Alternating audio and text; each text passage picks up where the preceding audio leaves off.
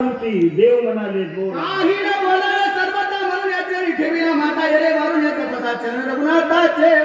वाकून देव पाया पडले पण मारुतीने राम मारुतीने तर देखत आधार विष्णू सुजन वगैरे येतात त्याची बोलत सुग्रीव आता वैद्य राजाला राजा काय म्हणते सुग्रीव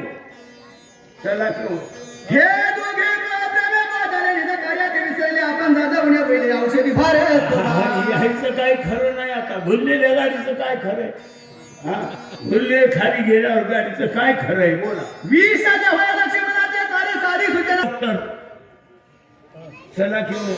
हो सगळे वानराचा भार सुजन वगैरे झालं मला गेले प्रलक्षक औषधी भार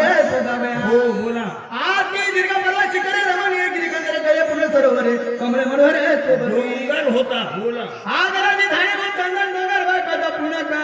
तापे सरोवरे कर्णिकारे सेवी दिले त्या चक्राकडे पक्षपुरी भीती देत तोपरे किलकिलती पाखरं सुद्धा किलकिल करू लागले डोंगरावर बोला आतिरमे परत वादळे सारा हिंडा तुझ्या बाजारात येत औषधी शोधित अति वेगळं सेनानी औषधी हुडकू लागले वानर फेर फटका मारू लागले बोला सम्रोनिया उडून पर्वत पाहता वानर भारत चालिना झाले पण औषध उतरुण्या पर्वताने औषधी पूर्ण केली द्यायचंच नाही एकदम त्या काठाला जायचं लगे ते साधी म्हणजे माणसं तर बोला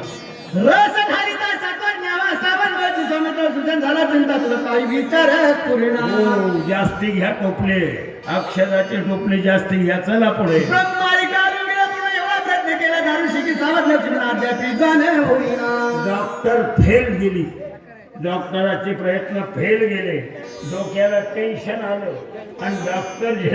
पण काय वयाचं तेच झालं म्हणला बोला आयुष्य बोल बोल पाठ मिळावाय म्हणून महाविघ्न जिरुण्यात पर्वत विधाना मिला अरे मारुतीने विडा उचलला डोंगरावर गेले पर्वत चांगला त्याला काय म्हणायचंय आता हो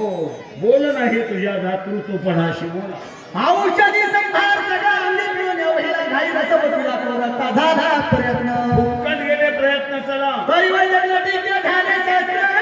व्यतरचिले शिष्टाचार दुचनाले काय झाले मदन कळ डोक्यात येईना मला दिसतं